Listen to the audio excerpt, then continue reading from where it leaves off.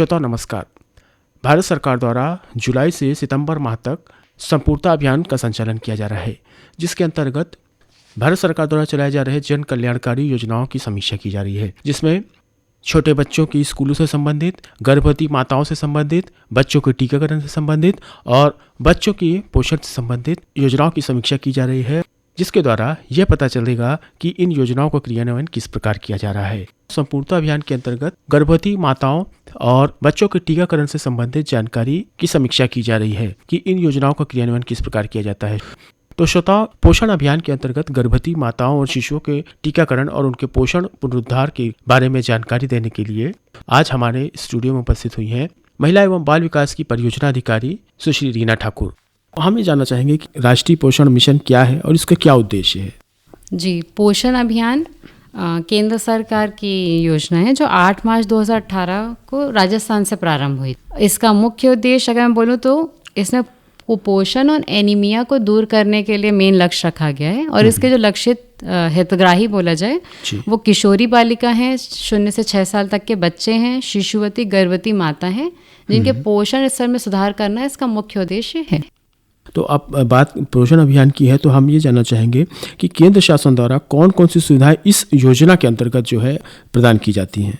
इस योजना के तहत महिला बाल विकास विभाग द्वारा इसका मेल नोडल विभाग है। इसमें भी सभी विभागों को सहयोग आवश्यक रहता है। जैसे कि कुपोषण और एनीमिया दूर करना है तो इसके लिए सीधी सी बात है कि स्वास्थ्य से भी ये जुड़ा हुआ है, तो ये हमारे खान पान से भी जुड़ा हुआ है। इसके लिए हमें विभिन्न विभागों से कन्वर्जेंस भी आवश्यक रहता है। अगर अभी का टाइम ऐसा है कि शहरों में बहुत ही आसानी से भोजन, सब्जियां इत्यादि मिल जाती है, लेकिन गांव क्षेत्र में अभी भी लोग अपने घरों में बाड़ियां वगैरह लगाते हैं। तो इसके लिए भी अगर हमें हॉर्टिकल्चर डिपार्टमेंट से हमें सहयोग प्राप्त होता है, पीएचई से जल के लिए प्राप्त होता है, तो ये सारे प्रोग्राम हैं। इसके अलावा इस अभियान में VHSND जो टीकाकरण एवं स्वच्छता का एक दिन फिक्स रहता है जो आंगनबाड़ी केंद्रों में संचालित किया जाता है। इस दिन सभी बच्चे जो पात्र हैं और गर्भवती माताओं को टीका लगाया जाता है। इसकी व्यवस्था अगर जहाँ पर हॉस्पिटल्स दूर हैं तो इस योजना के तहत ये व्यवस्था की गई है कि आंगनबाड़ी केंद्रों में ही ANM दीदी आके टीकाकरण के कार्य कर देती है। इसके अलावा सामुदायिक गतिविधियाँ कुछ होती हैं, समुदाय आधारित गतिविधियाँ रहती है, जैसे सुपोषण चौपाल के नाम से जाना जाता है। ये हर महीने 1 और 3 गुरुवार को आंगनबाड़ी केंद्रों में मनाया जाता है। इसमें लगभग प्रोग्राम होते हैं, जैसे जिन बच्चों का 6 माह पूर्ण हो जाता है उन बच्चों का आंगनबाड़ी केंद्रों में अन्नप्राशन किया जाता है। गर्भवती माताओं का गोद भराई की जाती है। जो बच्चे 3 साल के हो गए रहते हैं आंगनबाड़ी में, उनके लिए शाला प्रवेश उत्सव मनाया जाता है। पुरुषों के लिए भी इनमें शामिल करके एक दिन पोषण दिवस का भी आयोजन किया जाता है ताकि उन्हें भी सभी चीज़ की जानकारी हो। इसके साथ ही स्वच्छता दिवस भी मनाया जाता है ताकि हितग्राहियों को सिर्फ खाने पीने के अलावा स्वच्छता भी कितनी ज़रूरी है इसके बारे में बताया जाता है। साथ ही जो शिशु के हमारे जो 1000 दिन जो बहुत महत्वपूर्ण होते हैं उन सब की भी जानकारी दी जाती है।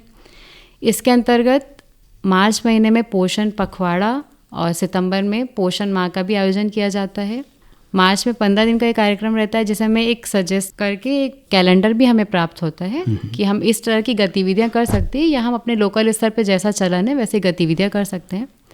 इस अभियान का भी मुख्य उद्देश्य जागरूकता फैलाना है और जो लो बर्थ वेट वाले बच्चे हैं उनके में कमी लाना है ताकि सभी बच्चे सामान्य रूप से।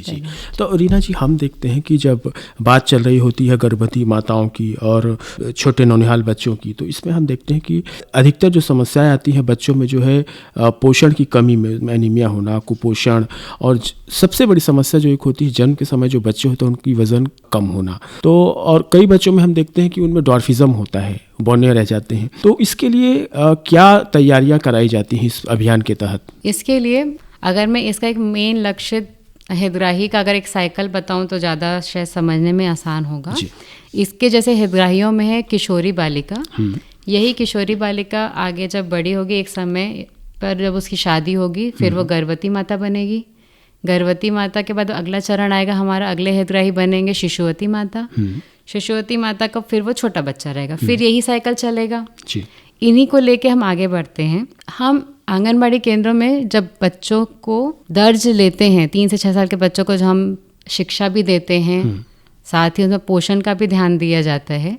तो एक जितना राज्य स्तर से हमें एक मेन्यू मिला हुआ है उसी के निर्धारित किया गया गर्म भोजन बच्चों को खिलाया जाता है। ये गर्म भोजन का हुआ। शिशुवती माताओं को कार्यक्रम की जानकारी और समय समय पर जो आंगनबाड़ी केंद्र, जैसे मैंने बताया सुपोषण चौपाल का आयोजन किया जाता है, उसमें गर्भवती माता को भी जो गोद भराई की जाती है उसमें ये उनको एक चीज़ें बताई जाती हैं। जो हम गोद भराई भी करते हैं तो पौष्टिक चीज़ों की करते हैं कि आपको इस पूरे गर्भावस्था के दौरान क्या क्या खाना है, क्या क्या नहीं, ये सारी जानकारी दी जाती है। इसमें हम चाहते हैं कि उनके पति, उनकी सास, जितने परिवार को रहते हैं वो उनको भी शामिल किया जाता है कि एक महिला अभी जो गर्भवती, कल एक छोटे बच्चे जो आएगा, उन दोनों की जिम्मेदारी पूरे परिवार की है। और अभी से खाने पे ध्यान देंगे तो बच्चा सही वजन में पैदा होगा, ना वो पौना होगा, ना ही वो दुर्बल होगा, ना ही वो कुपोषित होगा। सेम चीज़ एडोलेसेंट गर्ल के लिए हम उन्हें भी THR वगैरह भी देते हैं और उन्हें भी IFA टैबलेट उपलब्ध कराई जाती है आंगनबाड़ी केंद्रों में, जिससे अगर वो आगे बढ़ी तो उनको शुरू से ही उनका स्वास्थ्य ठीक रहे और इन फ्यूचर जितनी भी उनका टाइम आएगा तो वो सभी चीज़ सही रहें। जी, बिल्कुल सही बात है। रीना जी, अब जब हम बात करें गर्भवती माताओं की तो हम देखते हैं कि इसमें जो है बच्चे के जन्म से पूर्व जो है एक कुछ टीकाकरण होते हैं जो गर्भवती माता को दिए जाते हैं। तो इसका क्या महत्व होता है एक गर्भवती महिला के लिए? जी, टीकाकरण एक गर्भवती माता के लिए अमृत के समान है। जैसे बोलते हैं कि अमृत पा लिया मतलब सारी चीज़ें हो गई, वैसे हम ये मानते हैं कि गर्भवती माता और जो नवजात बच्चा है उसके अगर सारे टीके पूरे प्रॉपर तरीके से सही समय पे लग गए तो वो उसके लिए अमृत से कम नहीं है। उसे सभी प्रकार के प्रतिरोधक क्षमता से प्रतिरोधक क्षमता उनकी बढ़ जाती है। और जितने भी अनहोनी रहती है, चाहे वो समय से पहले मृत्यु वाली हो, चाहे जन्म के समय मृत्यु हो या प्रसव के दौरान मृत्यु हो जाता है या HB कम हो जाना, उस टाइम भी जो सीवियर दिक्कतें आती हैं, उन सब चीज़ों से बचाने के लिए वो काफ़ी सहयोग रहता है टीकाकरण का। टीकाकरण के लिए आंगनबाड़ी केंद्रों में VHSND डे का आयोजन किया जाता है। इसके लिए ANM, स्वास्थ्य विभाग से ANM दीदी आ जाती है आंगनबाड़ी में और वहीं पर वो MCP कार्ड दे के किस गर्भवती माता को कौन सा टीका लगना है, साथ ही उनके और कार्यकर्ता के पास रजिस्टर रहता है जिसमें वो देख के एक दिन पूर्व सूचना दे देते हैं हितग्राहियों को और वो समय से आके टीका भी लगवा लेते हैं। तो अरीना जी, कार्यक्रम में हम अब ये जानना चाहेंगे कि जो बच्चे कुपोषित होते हैं, जिनको पोषण की आवश्यकता होती है या कुपोषण से बचने के लिए जिन्हें जानकारी की आवश्यकता होती है, तो जिला अस्पताल में कुछ पोषण केंद्र बनाए जाते हैं जी। तो वो वहाँ पर उनके लिए कौन कौन सी सुविधाएं प्रदान की जाती है बच्चों को स्वास्थ्य के सुधार के लिए? और कुछ वहाँ पे बिस्तरों की भी व्यवस्था होती है, कुछ बेड होते हैं, तो वहाँ कैसी उनको खान पान की व्यवस्था कराई जाती है उनके पोषण के स्तर को सुधारने के लिए? जी, पोषण पुनर्वास केंद्र जो NRC हॉस्पिटल्स में होते हैं, लगभग सभी जिलों में, ये जिला अस्पताल में, कहीं कहीं पर ये अन्य हॉस्पिटल में भी इसकी व्यवस्था की गई है। आंगनबाड़ी में के ऐसे बच्चे जो गंभीर कुपोषित होते हैं, जिन्हें सैम भी बोला जाता है, और एक गंभीर कुपोषित जो हम अंडरवेट लेते हैं, उन बच्चों के जांच के लिए आंगनबाड़ी कार्यकर्ता दीदी पालकों के साथ हॉस्पिटल जाती हैं। वहाँ जब उनका चेकअप होता है और उनको जब हाइट वेट सारी चीज़ नापी जाती है और वो एक औसत से कम हमें मिलते हैं तो डॉक्टर उन्हें NRC के लिए रेफ़र करते हैं। NRC में 14 दिन रहना पड़ता है, जहाँ पे बच्चे के साथ एक घर का सदस्य रहने के लिए सुविधा रहती है।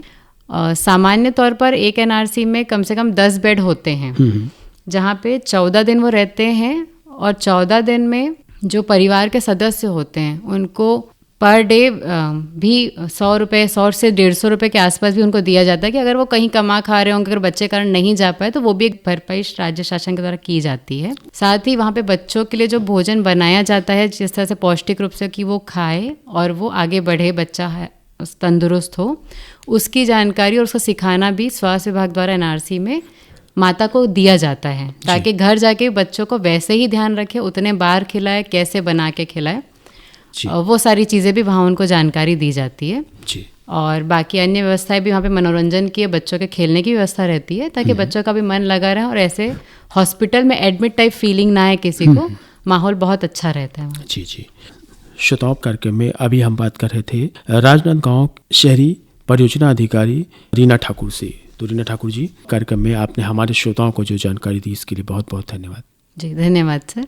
श्रोता, केंद्र सरकार द्वारा संचालित संपूर्णता अभियान के अंतर्गत पोषण अभियान योजना के बारे में अभी हमें जानकारी दे रही थी महिला एवं बाल विकास विभाग राजनांदगांव की परियोजना अधिकारी सुश्री रीना ठाकुर। कार्यक्रम से अब हमें यही अनुमति दीजिए।